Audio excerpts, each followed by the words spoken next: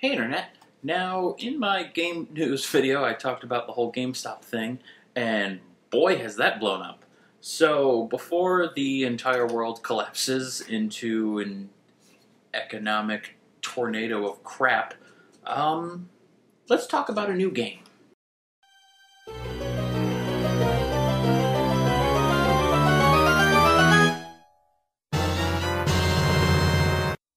Okay, so this game is Sword of the Necromancer, and full disclosure right off the bat, this is a game I backed in Kickstarter. That doesn't mean I'm related to the game in any way. I didn't get a free copy or anything like that, so there's no bias, but it is a game I backed in Kickstarter, so I'm just letting y'all know that that's why I'm playing this game. Also, I'm filming this at like 1:30 in the morning because apparently I don't sleep anymore. So if I'm a little weird, that's why. Also because I'm just naturally a little weird. But yeah, let me dive into this game. The first big thing I noticed, and I noticed this right away, is that I don't know why I'm still holding the controller. I'm not playing currently. But the first time you start up the game, you can't skip the intro. I know this is a minor thing, and the intro is not that long, so it's weird to complain about, but just in this day and age, there's an expectation in games that, you know, people can just get straight into the action. So to be forced to watch this intro is just, it's an odd choice. You should be able to just skip it with a button press. I'll watch it if I want to. Don't force me to. That's just, I don't know, weird. Also, another thing that you'll notice right away is a severe lack of UI in this game. When you get to the main title splash screen thing, there's not a menu that has like, you know, start new game, load existing game, options, none of that. Basically, it's just the splash screen, and then when you hit a button, it doesn't even indicate that you should hit a button. You'll just hit one on your own because you're impatient. It just goes into the game. So there's no landing screen. There's no home screen for this game. You're just in the game or you're not. And then when you get into it, there is a menu that has like settings and stuff like that, but it still doesn't really indicate to you that you can start a new game or that you've saved a game or loaded a game. There's nothing that really makes you feel like you're in control or lets you adjust things. It just, I don't know, it feels very rushed. It feels like there are some components missing as far as the UI is concerned. Especially when it comes to dying and respawning. You die and then you come back right away, and although the game doesn't really tell you this, you do keep a little bit of your progress from the last run through. You lose any items you were holding, but anything in your inventory stays there, and likewise your XP, you retain some of it, not all, and it doesn't really tell you anywhere how much of it you will save or lose. There's no good indicator or description. It's just, you're back to life now, and some of the experience that you had, you still have. So they could definitely do better in explaining that, or just making it easier for people to understand, or indicating that that's even a thing that happens. I'm sure it's in the instruction manual somewhere or something like that, but again, in this day and age, people have an expectation, especially with a game that's released majorly digitally, people have an expectation to just jump into the game and get started. So some of these basics you should really explain as part of people jumping into the game. But moving on from the UI and all of that, and more into the game itself, the controls they're very tight, they're very responsive, they feel good. There's just a couple questionable things that are odd to me. One of them is actually an issue I have in a lot of games, but I'm talking about this one, so I'm going to mention it here. And it's that you have to hold the B button to open a chest. You can't just press the button, you have to hold it. This is obnoxious. I hate when games do this. No Man's Sky does it too, and I know there are a million more, but that's the only other one that comes to mind at the moment. It's a really annoying freaking thing. Let me just hit a button in whatever context to do the thing. Here, for example, B is also your sword button, which, again, is kind of odd because B is not, it's not anyone's go-to button. A would be. Well, okay. A and B on an Xbox controller. Like, on an NES controller, it would be B and A, so it would be reversed. But this button here is the sword, not this one down here, which is your go-to button. That's the first thing anyone's going to hit on a controller. And here, it's counterintuitive. But when you go to open a chest, you have to hold that B button. However, outside of the context of opening a chest or reading something or interacting, holding the B button charges your sword. So there are times when you go to open a chest, but you're not aligned quite properly to get that prompt, which is another issue I have. And you go to hold the button, and you just end up charging your sword. It's a really tiny minor thing, but it's just annoying. Stop making me hold. Also, make the entire radius of the chest trigger that open chest response. I shouldn't have to be in one of the cardinal directions. If I'm diagonally next to it, that should work too. Another thing worth mentioning is the AI here is odd. A lot of the enemies will target you, and if you summon a monster, which is something you can do, they will target your monster too, depending on who's closer, or who's a bigger threat, or whatever the case is. However, the AI for the monsters that you summon, it really sucks. They don't always follow you. They'll just kind of go off on their own and attack things that are near, which is great. However, other times they won't follow you or attack things that are in the room. They'll just bugger off into any random direction and be of no use whatsoever, and you'll have to unsummon them, walk over to where you want them, and then summon them again. That's a pain in the butt. I don't know why that's the case. I think the monster should just follow you, and then when you're attacking or in some sort of engagement and are currently being tracked by an enemy, they should intervene. Otherwise, they should just follow you indefinitely. That should be their whole job.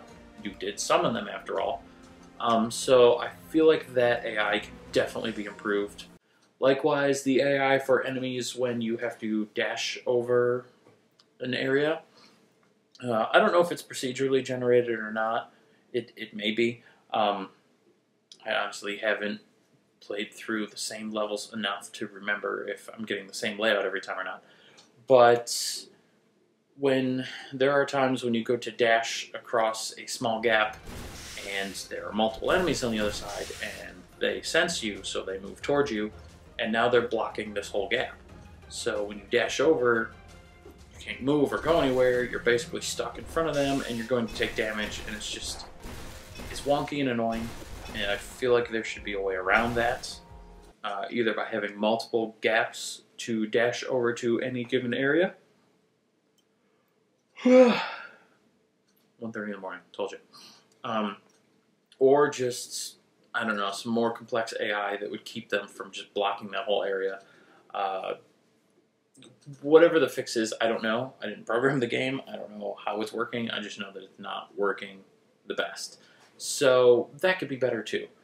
And I feel like I've complained a lot about this game. So I'm going to move on to some things that were good. And that's a lot of the gameplay here is actually really solid. There is music. And while it's not super memorable, you know, it's not going to be a contender for like Legend of Zelda or Shadowgate Dragon Warrior, those kind of things.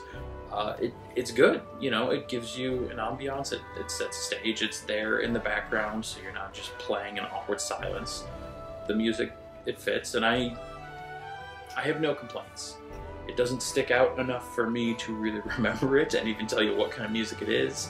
But that also means it wasn't bad in any way, because if something is jarring, it sticks out immediately. So I guess that's to its credit that it doesn't stick out, because at least that means it's not jarringly bad. And as far as the rest of the gameplay, I mentioned the controls. They are tight, they are responsive, the action feels good, everything flows really well, and the pacing is pretty good. Once you get into the game and get into a level, you're going. You know, you're moving, you're progressing, and things just feel very fluid. It doesn't feel like you're stopping a lot. It doesn't feel like anything's too slow. The only complaint I would have is that when moving through a dungeon, once you've cleared the dungeon, you don't always necessarily find the exit last.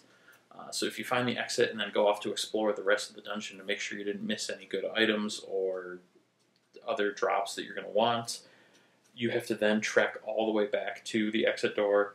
And there's no run feature. You do have a dash, but it's limited by an action bar that has to recharge. So the one time you have a slowdown is when you're backtracking to that exit door.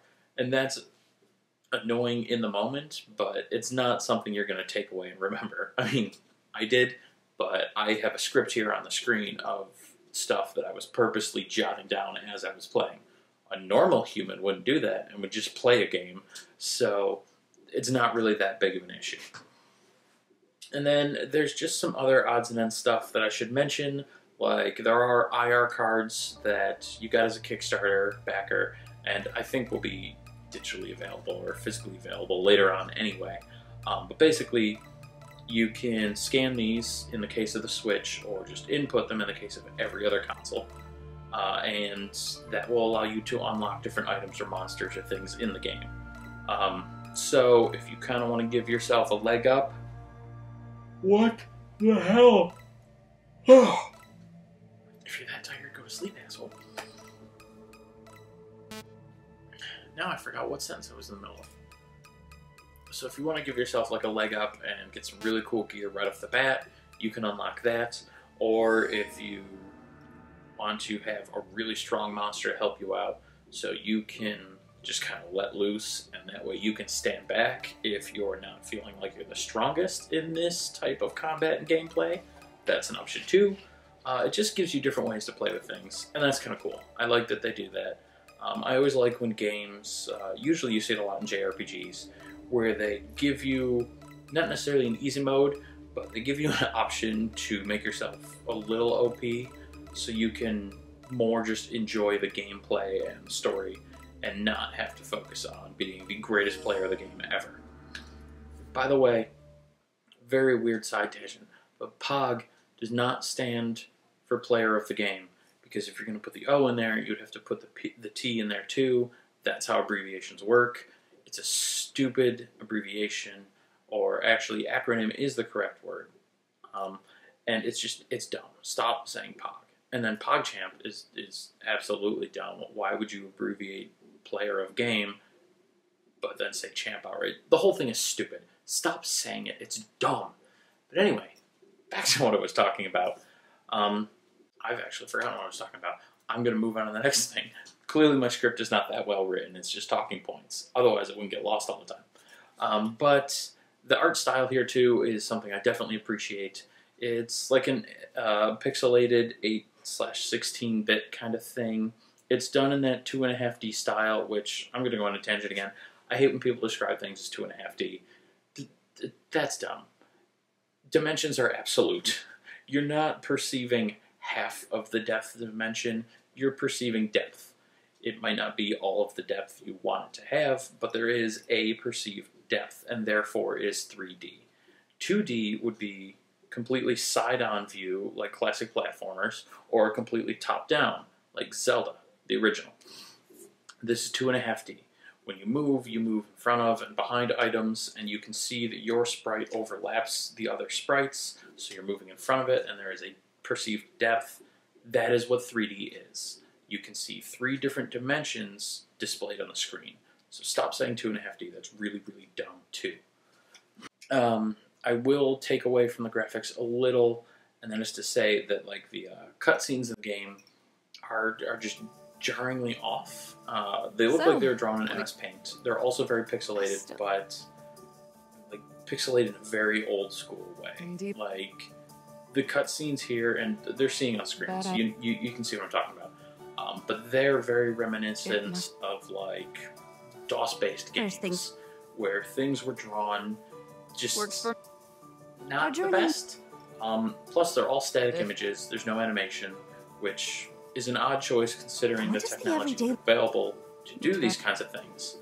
I feel like that could have been better, and they're not better, and I want them to be. Didn't know. But don't let that take away from the cutscenes entirely, because the story it's a little generic and a little predictable, but it's not bad, and the voice acting is great.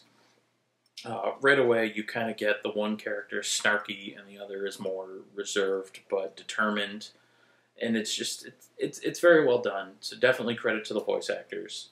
But I just feel like the cutscenes as a whole, just the static image, and I don't know. I feel like they could have been implemented better. And really, I think that's going to be just my overall opinion on the game, is that I enjoyed it. It's good for what it is. But I feel like it could have been done better.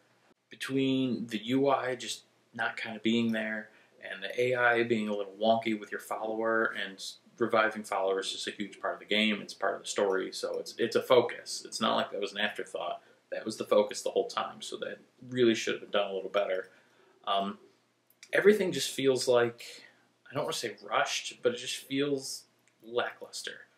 Like, if this was a title that someone developed recently as just an indie title for a retro console, like if this was on the Super Nintendo or the Genesis, I'd say, great, this is an awesome game that did a lot of cool stuff. I would enjoy it. But because it was made for modern consoles, like this was not an old game that was ported up. This was not designed with old consoles in mind. This was designed for Steam and the PC, and then got a port to all the modern consoles. So this is a current day game with just a retro style. But retro style doesn't mean you need to adhere to retro limitations. So the game could have been longer, the cutscenes could have been animated, the UI absolutely could have existed. There's just a lot of things here that really could have been improved and fleshed out better, and I kind of wish they would have been. So yeah, you know, if they could give us like a save indicator to let you know that it's saving your game, because it doesn't do that, and it's really silly. And like I mentioned before, a detail of what you're saving and losing every time you die. Your experience versus your items. You know, give us some more monster variety or some more sprite variety in the rooms because they all look very similar. Maybe show a pit or some lava or something in those black areas of nothing that we dash over. You know, just flesh everything out a little more. Make the cutscenes animated. I don't want to take away from the music because it's fine, but if it was more memorable, that's always better. Just make the whole game more. It's not bad. I'm not going to recommend people not play it. Absolutely play it if you want. It's a really cool, fun little thing. I don't know how best to describe the gameplay. I mean, you've seen it on the screen. You can see what it is, but if you're talking about it, just a quick thing, it's similar like the Mystery Dungeon games. It's not bad. It's fun. I enjoy it. It's a good enough game, but it definitely could be better. So, yeah, I guess that's my overall opinion here. It's good enough, but definitely could be better. And, yeah, I'm gonna leave y'all with that. I've rambled quite a bit, and it's way too early in the morning for me to try and string together any other coherent thoughts. And pretty soon, money's not going to exist, and we're all going to be in a Mad Max utopia anyway. So, good night.